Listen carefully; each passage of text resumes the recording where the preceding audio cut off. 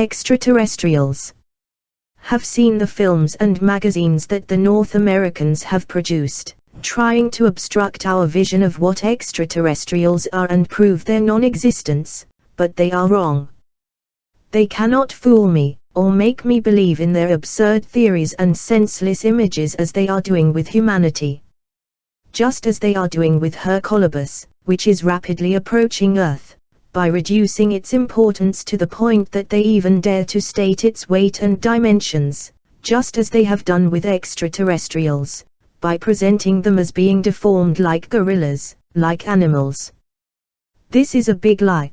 They are completely wrong, because the inhabitants of the other planets in our solar system and our galaxy are advanced, wise and superior beings.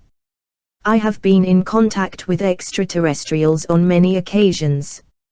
I have been to Venus and Mars, traveling consciously in my astral body, therefore I can give true testimony of how marvelous their inhabitants are. I have no words to describe their wisdom, culture and the angelic life they lead. Life on Venus. Venusians have perfect bodies, wide foreheads, blue eyes, straight noses, blonde hair and a remarkable intelligence. They are between 1.30 m and 1.40 m tall, none are any taller or shorter, pot-bellied or deformed. They have angelic figures. There is perfection in both men and women, because the planet and its humanity are ascending and superior. There you do not see monsters as we do here. They wear a white belt, covered all around with red, blue and yellow buttons that switch on and off like a lighthouse. When they are in danger, they press on a master button, something like the buckle on our belts, and just by pressing it, a circle of fire forms around them, which can disintegrate any bullet or whatever comes into contact with it. Apart from that, came across another weapon, the size of a pack of cigarette, which fits in your hand or pocket. Just by pressing a button on this device, it can disintegrate a hill of any size and make it disappear. What would an earthling do with a weapon like this? When you think of asking them a question, they answer your question without you having to utter any words, in whichever language it may be, because they speak all languages perfectly. They have the gift of tongues. When you are speaking with a Venusian, the others carry on with their work, concentrating on what they are doing without being distracted. They are not like us who group together to watch and criticize a person with a physical defect. I looked at myself on Venus, comparing my body and features with theirs. I felt ashamed, because I looked like a gorilla. However, nobody pays any attention to this. Everyone passes by unnoticed without causing any astonishment. It is a unique culture. I am now going to describe their soil, their nature, their way of life, and how they work. The soil on Venus is not compact and heavy like ours, but light and soft. We would imagine the rocks to be like ours, but they are not. There are rocks of every kind, large and small, but they have neither the weight nor the density of ours.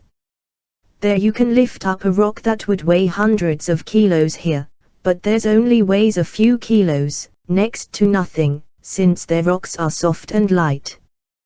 The trees are not enormous and the vegetation has no thorns. There is no overgrowth blocking paths in the mountains. One can go to a mountain without having to carry a machete or a knife, because there is nothing to cut or clear. There is no danger anywhere. Fruit trees are planted on the terraces of houses, in pots, with well-fertilized soil, so that they may bear fruit. Nobody picks fruit there just because they feel like it, they wait until they are in season and fully ripe. Then they pick them with a special tool, without touching them with their hands. They are then sent through tubes into tanks full of whirling clean water, where they undergo a special cleaning process. After they have been washed, they are sent through other tubes to machines where they are pulverized. From there, they are sent into another container where natural, not chemical, vitamins are added. Afterwards, they are packed hermetically for later consumption. This is one of their foods. As for their sea, I think people might imagine it like ours, but their sea is completely blue. It is like a quiet lagoon, completely still, without any waves, and its depths can be seen without using any instruments. The fish are extremely calm, and they fear no one. There are areas of the sea where Venusians feed the fish with many vitamins, and when they need to eat some, they select the biggest one or the ones they want. They lay out a net carefully, not to harm or frighten the other fish. Then they take them out and remove their entrails. Then with the help of pulleys, the fish are taken to a tank full of whirling clean water where they undergo a special cleaning process. All this is done without anyone touching them with their hands. From there, they are sent into machines from which they come out pulverized. These fish are then enriched with more natural vitamins, and this becomes another of their foods. The same process is used for vegetables. Nobody there eats meat of any kind. There exist places, which we would call restaurants, so the reader can understand better, where they go and sit at a table. Since all inhabitants there read thoughts, there is no need to order the food they want. Their dish arrives without any need of using words. They do not use expressions of gratitude and such like we do here. After eating, they get up from the table without needing to ask for the bill, how much they owe, or even saying thank you. They all indicate their appreciation with a nod of the head. All their clothing stores are exactly the same. When they want to change clothes, they go into a shop and they are immediately given clothes and shoes.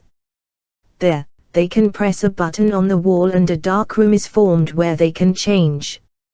If they want to wash, they press another button in the room, and out comes a jet of water. Then the used clothes are handed in so that they can undergo special cleaning. There are no differences in clothes or footwear. They are the same for everyone. Nobody owns a house there. When a Venusian couple wants to sleep or rest, they press a button in a house or a building and a dark room is formed. By pressing another button, a bed emerges for whoever needs it.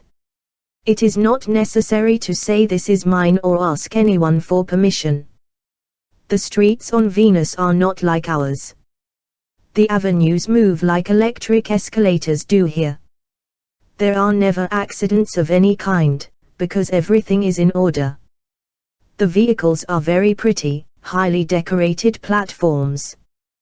When these platforms depart and arrive at their destination with the people, it is not the people who descend but the platform itself. When one platform descends, another platform ascends, already loaded with other people, ready to continue the journey. These streets move on solar energy. Solar energy is used for all machinery. They do not use oil, gas, or anything else that pollutes. This is why there is no pollution on Venus. To construct houses or buildings, they do not climb heights to work, like we do here, where one has to climb to a height of several meters to work. Everyone works from the ground upwards.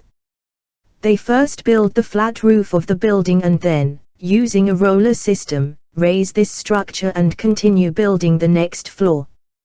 When this is finished, they lift it again with the rollers and so on, depending on the number of floors they want to build, without any risk or accident.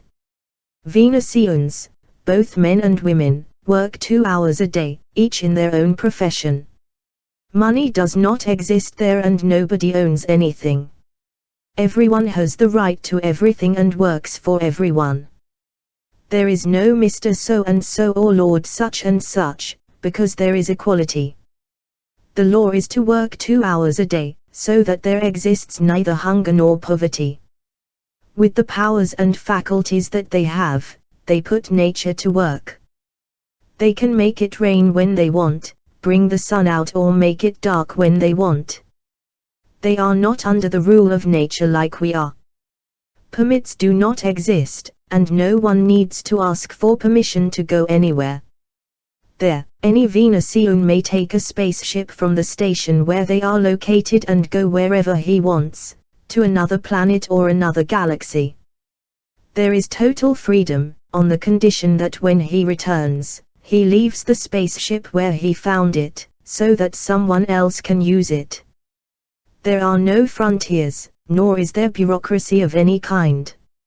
Let it be known that on Venus there are no families like on our planet. There are only couples there. They do not have churches or priests to marry them. They unite with their soulmate or, as we say, their better half, and the complement of every human being. There is no religion of any kind. The only religion they practice is mutual respect towards life and others. Fornication does not exist on Venus as it does here on Earth, where the people here are worse than beasts. They practice what the Gnosis teaches, scientific chastity or the transmutation of sexual energies. This is how they can prolong their lives for as long as they want, because this energy is one's very own life. On the contrary, fornication on our planet causes signs of aging to be seen at an early age. When you shake a Venusian's hand, you feel an electric shock that makes you vibrate as if you had received energy, since they are full of energy. They are not fornicators like people here. Scientific chastity gives them this energy. They unite sexually in order to procreate a child without the act of fornication, since the mere release of one sperm cell is sufficient to give a physical body to a soul that wishes to come and prepare itself. There is no sexual degeneration as there is here, where even priests perform marriages between homosexuals, because homosexuality does not exist there. They are real men and real women. All these sexual atrocities are unknown outside our planet, because the inhabitants of other planets know how to reproduce without fornication. When a child is born, it is transferred to a clinic that has all the necessary care, where it receives special nourishment until it reaches school age. When the child is old enough to begin its preparation, it goes to a school, which is an enormous workshop, where it learns through practice everything that is necessary. In order for the child to study the vocation that his soul brings within, the directors of the school teach him how to handle the machinery and let him develop the ideas so that he can complete his chosen vocation. When a child has an idea about making something, the professors or teachers help him develop it fully, until it makes the artifact that it wants to make. They do this successfully with all of their humanity. Because of this, there are no ignorant people on Venus. Everyone is prepared for the material and spiritual ascent.